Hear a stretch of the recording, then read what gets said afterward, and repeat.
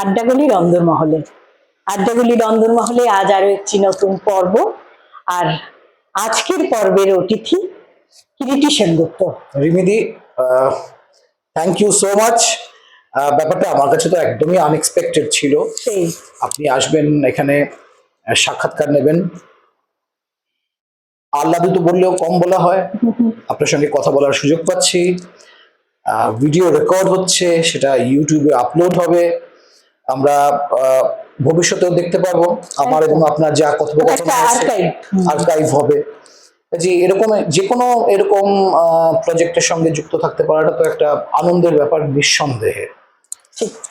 আর আড্ডাগুলির অন্দরমহলে যেটা বলার সেটা হচ্ছে এই আড্ডাগুলি যেদিন শুরু হয়েছে সেদিন থেকেই তোমরা মানে অলরেডি আগে থেকেই অন্দরমহলের মানুষ। হ্যাঁ, মনে পড়ছে বেশ কয়েক বছর আগে যখন আপনার 2019 নাকি 2018 সে সময়টা দিয়ে, যদি খুব ভুল না বলি, আপনি আড্ডাগুলি তৈরি করলেন। আপনি বিতানকে আমাকে ডাকলেন, আমরা উপস্থিত হলাম। নির্দিষ্ট সময়ের আগে একটা বই ছিল শবরী রায়ের বুদ্ধ ও শূন্য কবিতার বই। সে বইটি লঞ্চ হয়েছিল ওখানে অফিসিয়ালি।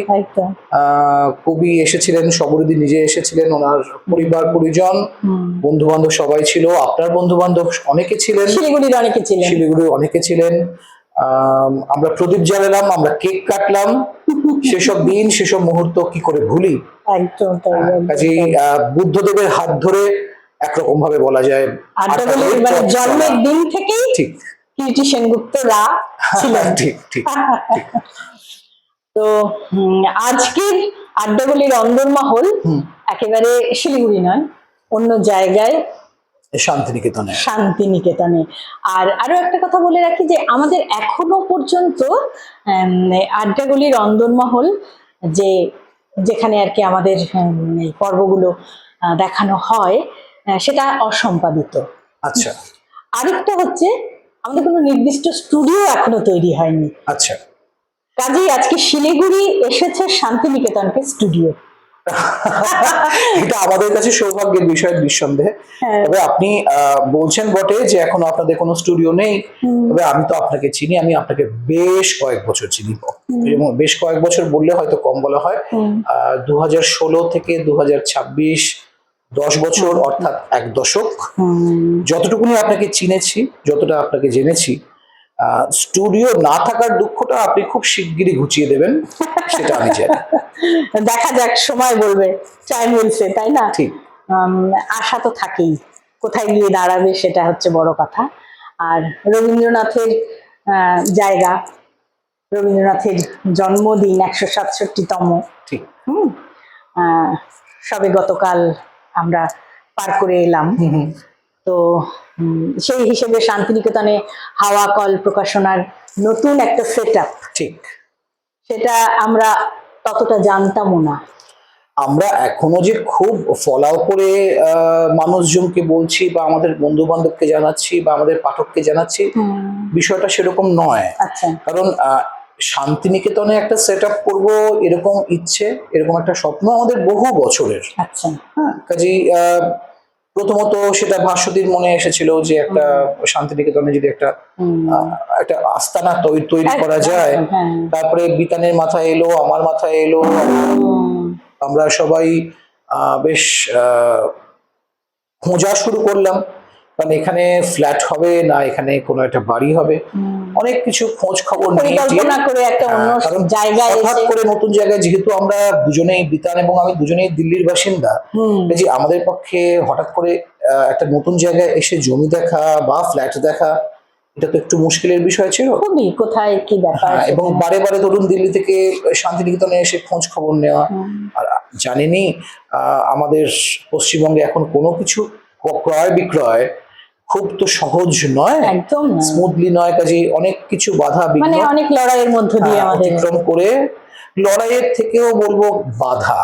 লড়াইটা তো জানেন তো, লড়াই হচ্ছে অনেকটাই সম্মুখ সমর, যে আপনি জানছেন আপনার বিপক্ষে বা অপোজিট দিকে কে দাঁড়িয়ে আছে, কিন্তু বিঘ্ন কোথা থেকে আসবে আপনি কোথা থেকে বাধা পাবেন সেটা কিন্তু যতক্ষণ না বাধা পাচ্ছেন ততক্ষণ বুঝতে পারছেন না। এমনকি বাধা পাওয়ার পরেও যে আমরা চট করে বুঝে ফেলতে পারি যে বাধা দিচ্ছে কে, সেটাও কিন্তু নয়। এই যে প্রচুর বাধা বিঘ্ন ছিল, সেগুলোর সম্মুখীন হয়েছি বিগত 2.5-3 বছর।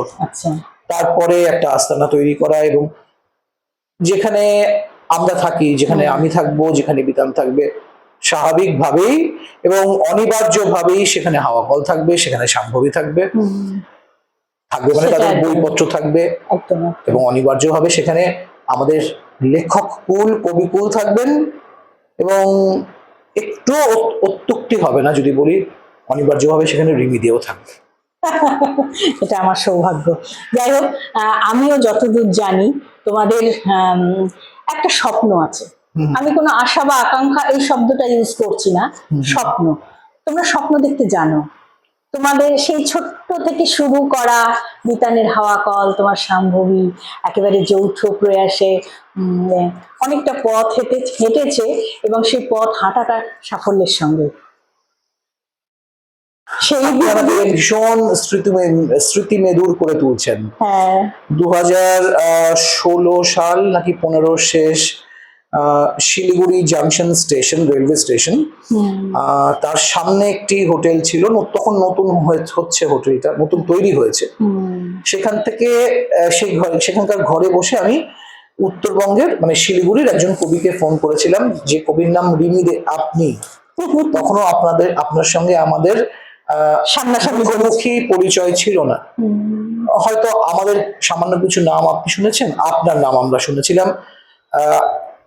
যোগসূত্র ছিল সুবীর সরকার, মাথাভাঙা বা কুচবিহারের কবি, উত্তরবঙ্গের মানুষ। আপনার একটি কবিতার লাইন মনে পড়ছে, সিংহ নিয়ে খেলতে খেলতে আমি সিংহী হয়ে উঠেছি। এই পংক্তিটা আমাকে, বিতানকে না ভীষণভাবে নাড়িয়ে দিয়েছিল। সিংহ নিয়ে খেলতে খেলতে আমি সিংহী হয়ে উঠেছি, ভেতরের এই যে চাপা গর্জন, হ্যাঁ, এই যে একটা স্ট্রং নারীবাদী স্বর, এই কণ্ঠ। খুব কম তথাকথিত নারীবাদী কবিতা আমি পড়েছি, বিশেষ করে বাংলা নারীবাদী কবিতা আমার পড়া খুবই কম, কিন্তু যখন সুবীর, মনে আছে কোচবিহারের রয়্যাল প্যালেসে আমাদের একটা অনুষ্ঠান ছিল, একটা কনফারেন্স ছিল, হাওয়া কলই আয়োজন করেছিল, সেখানে যখন সুবীর আপনার কবিতা কোট করছে, সাইট করছে, ওই সাইটেশনটা আমার মাথায় হঠাৎ করে হিট করেছিল। আরে বাবা, একটু তো আলাপ করতে হয়। তখন সুবীর আমাকে বললো যে আমি তোমাকে রিমির ফোন নাম্বার দেবো। আপনার ফোন নাম্বার পেলাম, অনেক দ্বিধা নিয়ে আপনাকে ফোন করলাম যে রিমি দেখি আমাদেরকে আরো মানে রিকগনাইজ করতে পারবে, চিনতে পারবে। আচ্ছা, করেই ফেলি ফোন।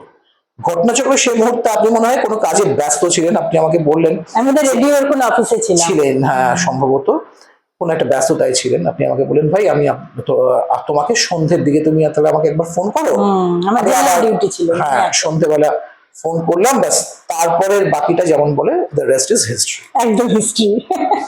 তারপরে কি করে যে তোমাদের সঙ্গে এরকম ভাবে জড়িয়ে গেলাম, কত বই তোমাদের হাত দিয়ে হলো, এবং আমি দেখেছি কতটা কাজ থেকে যে তোমাদের কাজের ক্ষেত্রে তোমরা কতটা ডেডিকেটেড। যেখানে যাও নিজেদের খাবার বা শোয়ার জায়গার আগে তৈরি হয়ে যায় অফিস, ওয়ার্কিং প্লেসটা। আসলে কি জানেন রিমিদি, আজ আপনার কথা, আপনার সঙ্গে আমার প্রথম মানে ফোনে যে বার্তালাপ হয়েছিল, সেসব কথা বা সুবীর আপনার কোন কবিতা বা কোন পংক্তি সাইট করেছিল, সেই কথাটা আসছে। আমি ডেলিবারেটলি সেই কথাগুলোকে আনছি, তার কারণ আপনি স্বতঃপ্রণোদিত হয়ে আমার সাক্ষাৎকার নিতে এসেছেন। সাক্ষাৎকারটা নিতে যিনি এসেছেন তিনি স্বয়ং কবি, সাক্ষাৎকার নিছক সাক্ষাৎকার গ্রহীতা নন।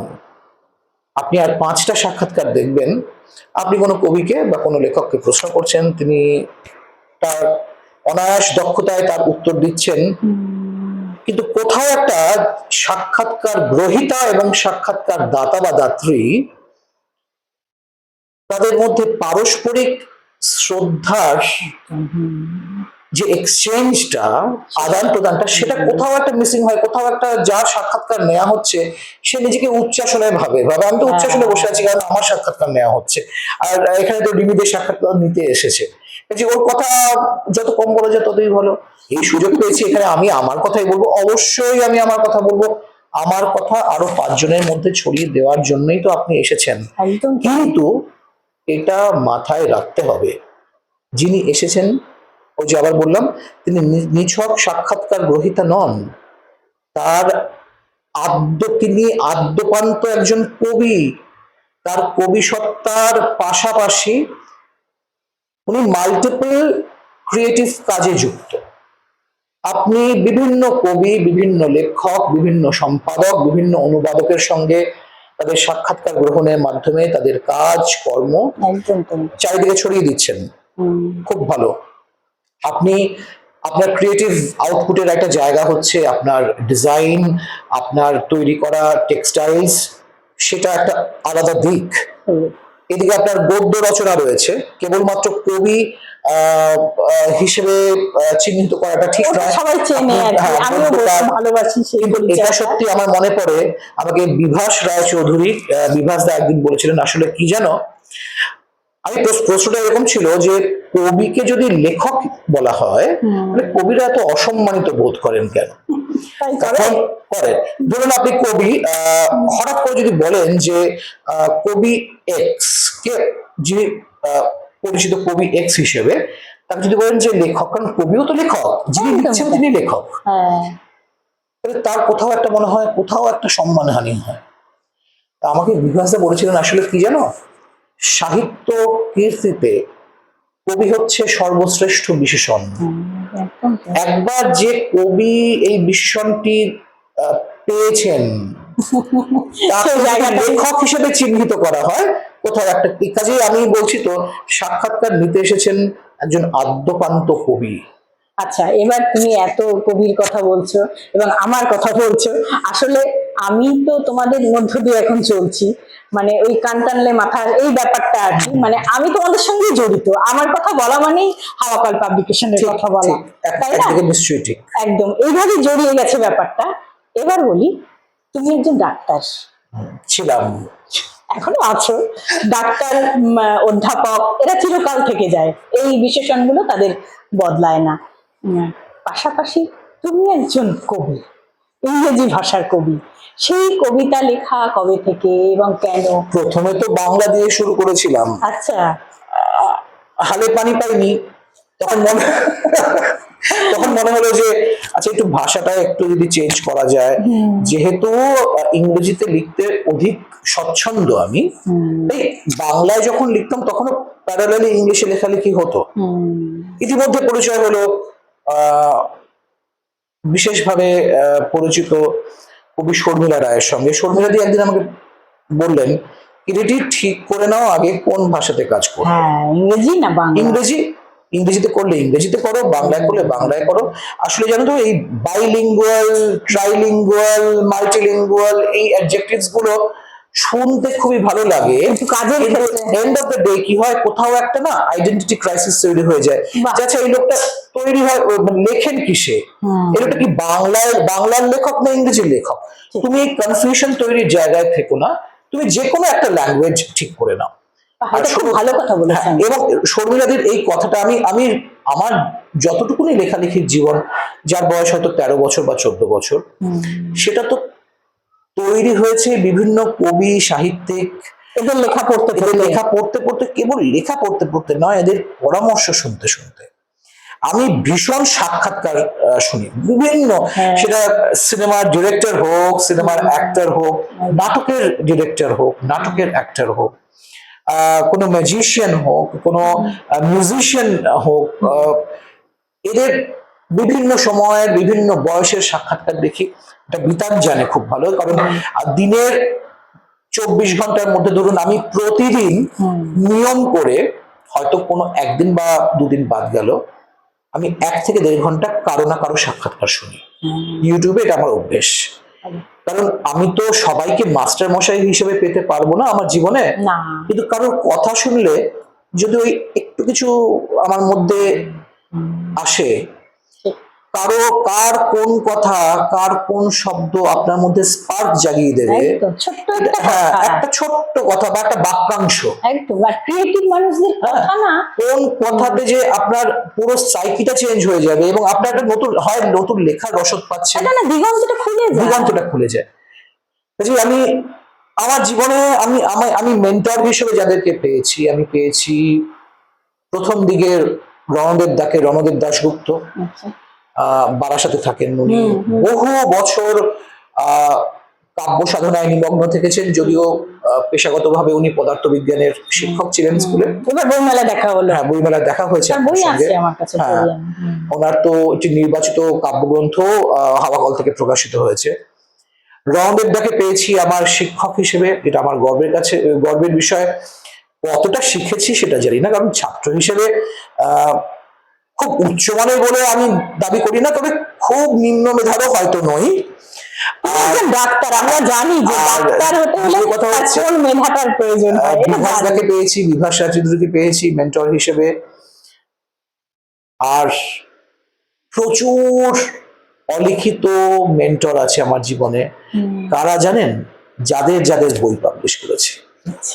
কারণ তাদের পাণ্ডুলিপি যখন পড়েছি, প্রতিটি পাণ্ডুলিপি আমাকে আর বিতানকে কিছু শিখিয়ে গেছে। কাজেই এরকম কবি বা লেখক কিন্তু আপনি খুব হাতে গোনা পাবেন যাদের জীবনে এত সংখ্যায় মেন্টর আছে।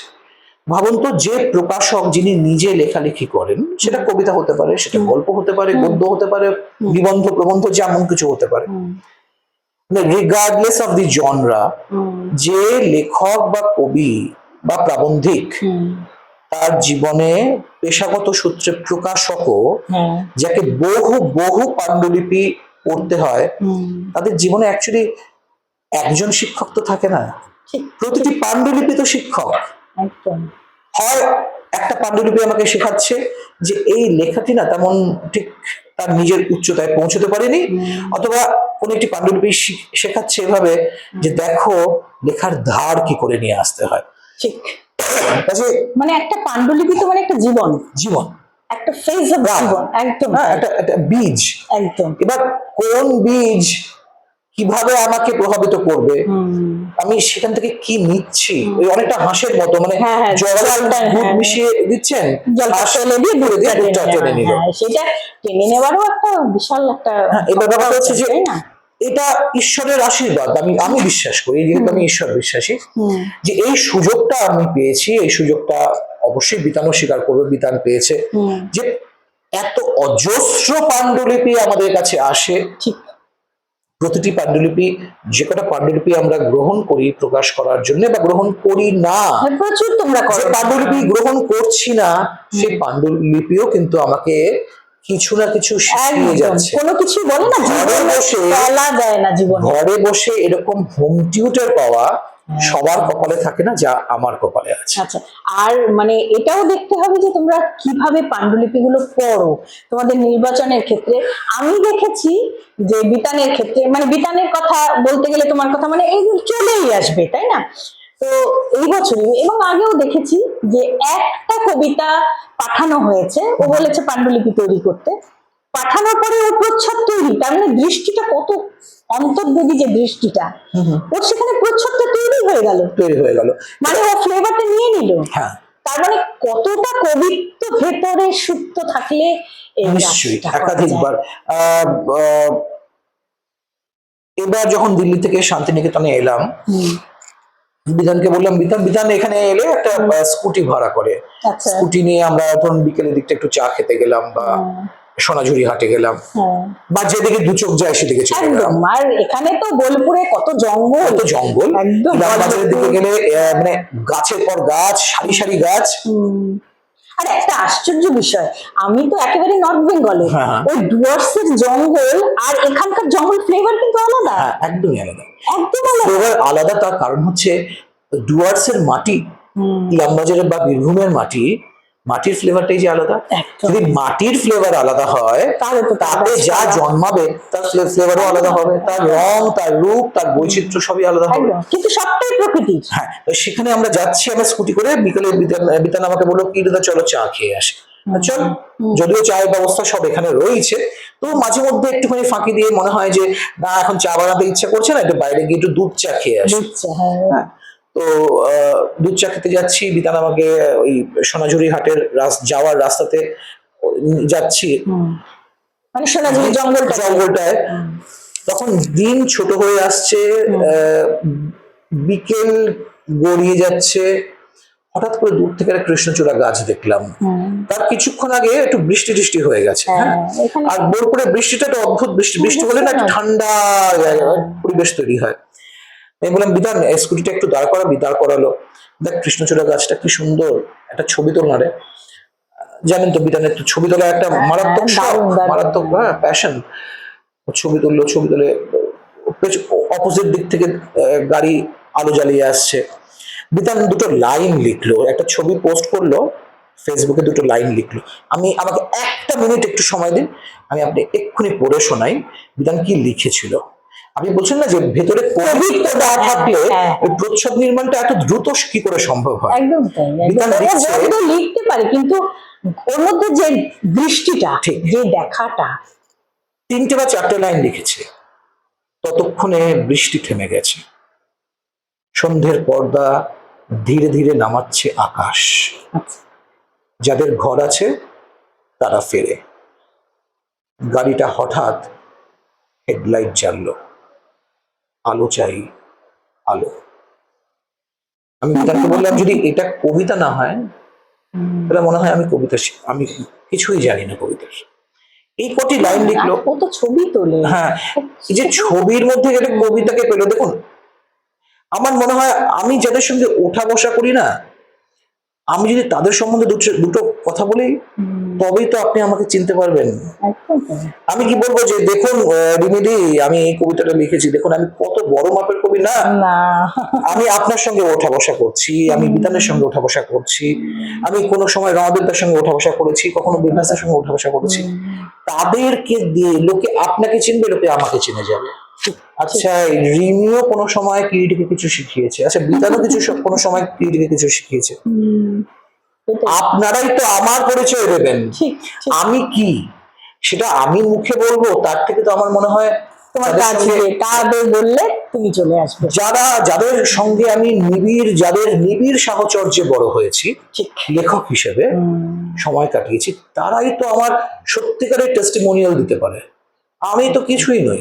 একদম তাই। যদিও আজকে মানে আমার কথা বলার জায়গা নয় এটা, তবু আমি একটু বলে রাখছি যে আমি একটা কাগজ করি, সেটা কিন্তু ঠিক এই মানসিকতাটা নিয়ে পদ্য বলে, যে এত লেখককে নিয়ে কাজ করা, সেখানে তো আমি নেই, এত লেখক আছে যে তারাই তো আমার পরিচয়। সম্প্রতি আমার এক বন্ধু আছেন, তার নাম মিতালি চক্রবর্তী। আচ্ছা, মিতালি গত 5 বছর বা তারও বেশি সময় ধরে নিজের একটি পত্রিকা, একটি অনলাইন পত্রিকা চালায়, তার নাম হচ্ছে বর্ডারলেস জার্নাল। মিতালি ও থাকে সিঙ্গাপুরে ওর ফ্যামিলির সঙ্গে, এবং এই বর্ডারলেস জার্নাল এডিট করার সুবাদে বা এডিটর হওয়ার সুবাদে ও সারা পৃথিবীর বিভিন্ন দেশের কবিদের কবিতা পাবলিশ করছে, গল্প পাবলিশ করছে, ট্রান্সলেশন পাবলিশ করছে, নিজে লিখছে। তার 2টো পূর্ণাঙ্গ কাব্যগ্রন্থ আমরা পাবলিশ করেছি হাওয়া কল থেকে। হঠাৎ করে একদিন মিতালিকে বললাম, মিতালি তুমি 5 বছর বা তার বেশি সময় ধরে একটা পত্রিকা সম্পাদনা করছো, একটা কাজ করলে কেমন হয়? আমি জাস্ট ঘুম থেকে উঠে কিন্তু মিতালিকে লিখছি, কারণ আমাদের সঙ্গে সিঙ্গাপুরের ওই মোটামুটি ঘন্টা 2.5-3 একটা ব্যবধান থাকে। তো 5 বছরে যে কজন কবিকে পাবলিশ করেছো তুমি নিজে একটা বাছাই করো, 25 জন কবিকে আমাকে দাও, 4টে করে কবিতা রাখো, একটা 100টা কবিতার সংকলন তৈরি। বাহ, দারুণ। খুব খুশি হলো, খুব খুশি হয়ে ও 25 জন কবিকে নির্বাচন করলো। ঘটনাচক্রে একজন কোরিয়ান কবি ছিলেন, যিনি ইমেলের থেকে একটু দূরে ছিলেন, ফলে উনি সময় মতো উত্তর দিতে পারেননি। আলটিমেটলি আমরা 24 জন কবিকে পেলাম, যাদের 4টে করে কবিতার একটা সংকলন মিতালি নিজে সম্পাদনা করলো, নাম দিল ওয়াইল্ড উইন্ড। Wild winds. আচ্ছা। হ্যাঁ, আজ ভাবি এই কথার সূত্র ধরে আপনি এত বছর ধরে 26 পদ্য করছেন, 26 বছর, কখনো ভেবে দেখেছেন যে পদ্যতে প্রকাশিত কবিতার একটা সংকলন করা যায়, বাছাই কবিতার সংকলন? হতে পারে তো না। আমাকে মিতালি জিজ্ঞেস করেছিল কি রে তুমি এই প্রপোজালটা হঠাৎ আমাকে দিলে কেন? আমি ওকে বললাম আজকের দিনে দাঁড়িয়ে 5 বছর নিরবিচ্ছিন্ন ভাবে একটি পত্রিকা চালানো খুব সহজ কথা না নয়, না, not a matter of joke. Not a matter of joke. এবং এটা প্রমাণ করে হার ডেডিকেশন টু দ্য ক্রাফট, অথবা হার ডেডিকেশন টু হার ওয়ার্ক। যে মানুষ এতটা ডেডিকেটেড, যে শিল্পী এতটা ডেডিকেটেড, প্রকাশক হিসেবে আমি তার প্রতি দায়বদ্ধ। যে আপনিও যদি কখনো, আপনাকে এই সাক্ষাৎকারের সময় বলে দিচ্ছি, যদি কখনো মনে করেন যে কিরিটি বা বিতান, পদ্যতে আমি 26 বছর ধরে যেসব কবিদের কবিতা সংকলন করেছি বা প্রকাশ করেছি, আমি বাছাই করে 20 জন বা 25 জন বা 30 জন কবির 3টে করে বা 4টে করে কবিতার একটা সংকলন করবো, যেটা পদ্য সংখ্যা হবে। পদ্য সংখ্যা আমার ভাবনাটা এসছে, কিন্তু আমার ভাবনাটা জাস্ট উল্টো, গদ্যের জন্য ইয়েস করতেই পারেন, কবিতা না করে কেননা পদ্যতে যে গদ্যগুলো ছাপা হয় মানে প্রকাশ করা হয়, এবং সেটা একটা অ্যাবস্ট্রাক্ট কোনো থিমকে বেছে নিয়ে নানান দিক থেকে দেখা, সেটা একটা সংকলন। হ্যাঁ সেটা আমার একটা মাথায় আছে। কারণ এই ধরনের সংকলন গুলো মোটামুটি আয়তনও তো একটু ভারী হয়, অনেক অনেক এত বছরে। হ্যাঁ, ধরুন কারোর হয়তো কোনো পদ্য সংখ্যা তার কাছে নেই, বা সবাই যে পদ্যর গ্রাহক তাও তো নয়, যে নিয়মিত গ্রাহক তাও নয়, না না, কখনো এটা প্রফেশনালি করি না। কাজে কিন্তু বই আকারে, গ্রন্থাকারে যদি প্রকাশিত হয়, সেটির আয়ু বা আমরা যেটাকে বলি শেলফ লাইফ অনেকটা সময় থাকে, অনেকটা সময় থাকে। যে এটা আপনি ভেবে দেখতে পারেন, যদি আপনার সেটা ভাবনা চিন্তায় থাকে, আপনি চট করে লেগে পড়ুন কাজে। এত কাজের সঙ্গে লেগে আছি তো, মানে একদম মাল্টিটাস্কার আর কি। কিন্তু আমি এই লেখালেখিটার থেকে আমি নিজে পরীক্ষা করে দেখেছি যে আমি কোনটাতে আসলে থাকতে চাই। সবটাই রয়েছে, একটা সময় সবকিছু চলে গেলে লেখাটাই থেকে যাবে না। এবার তোমাকে আমি বলি, তুমি ইংরেজিতে কবিতা লেখো এবং সারা পৃথিবীর কাছে কবিতা যায়, যেমন তোমার কবিতা যায় তেমন তুমি যাদের বই পাবলিশ করছো, যাদের লেখা, তাদের লেখাগুলো যায়। পাশাপাশি তুমি বাংলা কবিতাও পড়ছো, তাই না? তোমার কি মনে হয় এই যে দুটো ভাষার কবিতা, সেখানে কি তোমার মনে হয় যে সূক্ষ্মতার দিক থেকে বাংলা কবিতা অনেকটা এগিয়ে? কেননা কন্টেন্ট ওয়াইজ যদি বলি বা ক্রাফটিং যদি বলি, যেটাকে আপনি সূক্ষ্মতা বলছেন, একদম তাই, মানে গভীর, আমি সেই হালকা একটু মোটা দাগের কবিতার কথা বলছেন না, গভীর বা যেটাকে আমরা বলি প্রফান্ডিটি, মানে যেখানে প্রচুর মেটাফোর, ইমেজারি, এগুলোর কথা না। বাংলা কবিতা দাঁড়িয়ে দাঁড়িয়ে 10 গোল দিতে পারে ইংরেজি, ভারতীয় ইংরেজি কবিতাকে। আমার সেটা মনে হয়, বাংলা কবিতা যতটা সমৃদ্ধ, যতটা রিচ, বর্তমান এই সময়কার ভারতে যে চর্চা হয়, ইংরেজি কবিতার যে চর্চা হয়, এই সময়কার যে ইংরেজি কবিতা বাংলা কবিতার ধারে কাছে দাঁড়াতে পারে না। কথাটা আমি দায়িত্ব নিয়ে বললাম, কেবল প্রকাশক হিসেবে নয়, কেবল অনুবাদক হিসেবে নয়, একজন প্র্যাকটিসিং পোয়েট হিসেবে। কারণ আমি জানি, আমি নিজেকে ইংরেজি কবিতা লিখি, আমি জানি আমার বন্ধুরা বাংলায় কি কবিতা লেখেন, আমি জানি আমার কবিতা, আমি যখন ধরুন কারো বাংলা কবিতা অনুবাদ করছি, যেহেতু ইংলিশে অনুবাদ করি, আমি কোন কবিতা অনুবাদ করছি, তার কন্টেন্ট, তার ক্রাফটিং, সেটা আমি জানি। আর আমি এটাও জানি যে আমার কন্টেম্পোরারি ইংলিশ পোয়েটস যারা আছেন ইন্ডিয়াতে, তারা কি লিখছেন বলার থেকেও বলা উচিত তারা কি দিচ্ছেন পাঠককে। বাংলা কবিতা বা বাঙালি কবিরা পাঠককে যা তুলে দেন, সেই থালি, তার ভার, তার কুলোর মধ্যে সাজানো সব রকম উপকরণগুলো, তার যে ওজন, সে ওজন খুব ভারী। তার তুলনায় ইংরেজি ভাষায় লিখছেন যে কবিরা ভারতবর্ষে, তাদের থালির ওজন অনেকটাই হালকা। কথাটা আমি অনেকবার বলতে পারি, বারবার বলতে পারি এবং দায়িত্ব সহকারে বলতে পারি। আচ্ছা, সেই জন্য বোধহয় তোমরা খুব আগ্রহী না যে এই বাংলা কবিতা অনুবাদ হয়ে বিশ্বে ছড়িয়ে পড়ুক। আমার তো এই ব্যাপারটায় বরাবরই আগ্রহ ছিল। আপনি জানেনই আমি নিজে ব্যক্তিগতভাবে প্রায় 3 বছর ধরে বিভাসদার সঙ্গে কাজ করেছি। বিভাসদার কবিতা অনুবাদ করেছি। প্রথম দফায় যখন প্রথম সংস্করণ প্রকাশিত হয় 2014 সালে, তখন 30টি কবিতার একটা সংকলন প্রকাশিত হয়েছিল ইউএস থেকে। তুমি আমারও বেশ কিছু কবিতা অনুবাদ করেছি। তারপরে ধরুন তারপরে 30টা কবিতার পরে আরো 20টা কবিতা যোগ করা হয়েছিল, তাদের দ্বিতীয় সংস্করণ প্রকাশিত হয়েছিল। এবং গত বছরের আগের বছর 2024-এ সম্ভবত আমরা ওই বিভাসদার বইটির 10 বছর পূর্তি উপলক্ষে এটি বিশেষ 10 বছর পূর্তি সংখ্যা হাওয়াকল থেকে প্রকাশিত হয়েছিল। তাতে আরো 10টি নতুন কবিতা অ্যাড হয়েছিল। অর্থাৎ যেটা আমি শুরু করেছিলাম 30টা কবিতা থেকে, 30 থেকে 50, 50 থেকে 60টা কবিতা হতে সময় নিয়েছি 10 বছর। আমার মনে হয়েছিল বিভাসদার কবিতা যা আমি অনুবাদ করেছি, এবং এটা তো সত্যি, আমি ফ্যাক্ট বলছি, গত 25 বছরে যে সমস্ত বাঙালি কবিদের কবিতা অনুদিত হয়েছে পশ্চিমবঙ্গ থেকে, আমি বাংলাদেশে কথা বলতে পারবো না, পশ্চিমবঙ্গবাসী যে কজন বাঙালি কবির কবিতা গত 25 বছরে অনুদিত হয়েছে, সব থেকে বেশি পাঠক প্রিয়তা বা পাঠকের অ্যাকসেপ্টেন্স পেয়েছে কিন্তু কবি বিভাস রায়চৌধুরীর কবিতা। এই বিষয়টিও আমি দায়িত্ব সহকারে বলছি। মানে হাওয়াকল পাবলিশারের নিরিখে না, আমি সমস্ত পাবলিশিং, যে কজন পাবলিশিং কনসার্ন আছে ভারতবর্ষে, যারা বিভিন্ন সময় বিভিন্ন বাঙালি কবির কবিতা অনুবাদ করিয়েছেন ইংরেজিতে বা প্রকাশ করেছেন, প্রত্যেককে যদি আমি এই পরিসংখ্যানে রাখি, বিভাসদার বাংলা কবিতা গত 25 বছরে যেভাবে মানে অনুবাদে পশ্চিমবঙ্গের বাইরে অবাঙালিদের কাছে এবং অবশ্যই ভারতবর্ষের বাইরে অবাঙালিদের কাছে যেভাবে গৃহীত হয়েছে, সেভাবে কিন্তু গত 25 বছরে পশ্চিমবঙ্গের অন্য কোনো বাঙালি কবির কবিতা সেভাবে অ্যাকসেপ্টেড হয়নি।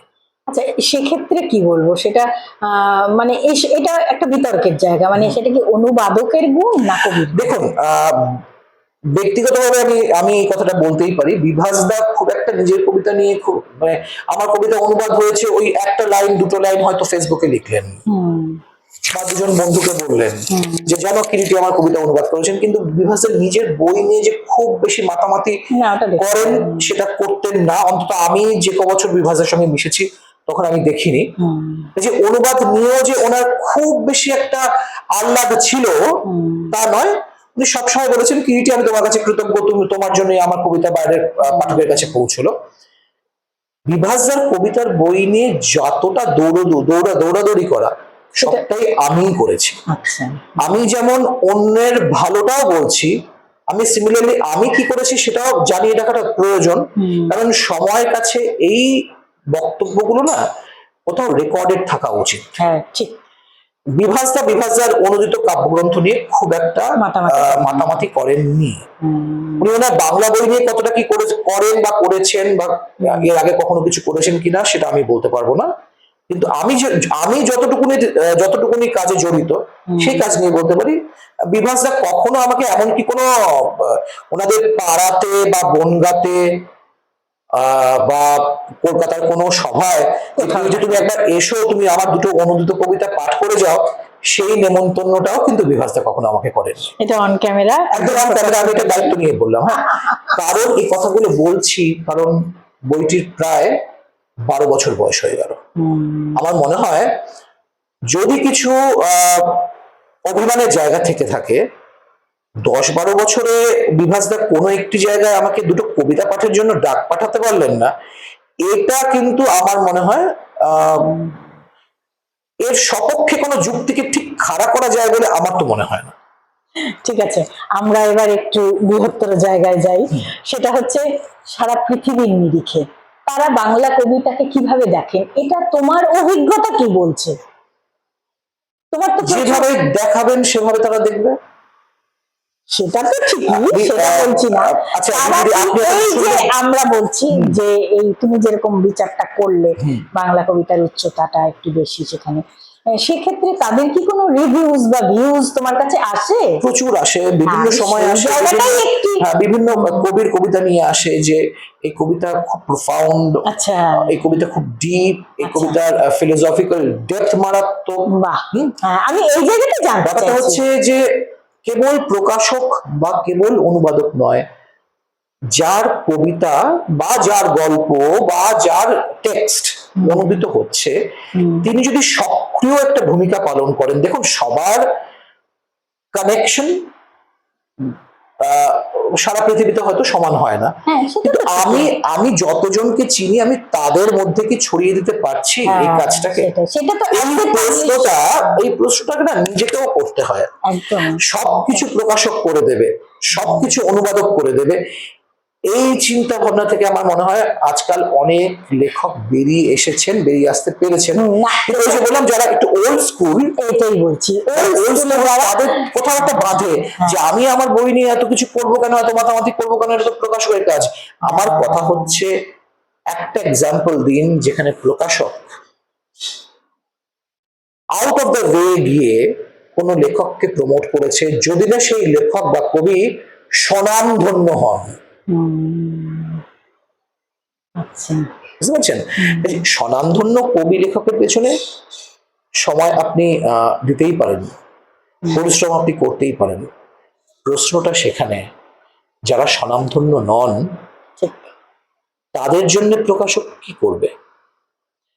কোনো প্রকাশক যখন স্বনামধন্য কবি বা লেখকের জন্য সময় ব্যয় করে, অর্থ ব্যয় করে, তারা জানে, প্রকাশক জানে বা অনুবাদক জানে, আমি কিছু না কিছু ভাবে in one way or the other আমি আমার ইনভেস্টমেন্ট, সেটা টাইম ইনভেস্টমেন্ট হোক, সেটা মানি ইনভেস্টমেন্ট হোক, আমি রিটার্ন পাবো, আমি সেটাকে রিকভার করতে পারবো যদি স্বনামধন্য না হয়। ঠিক ঠিক। অনেক কথা এসে যায় কথার পরিপ্রেক্ষিতে, এবং অনেক তার ব্যাখ্যাও রয়েছে।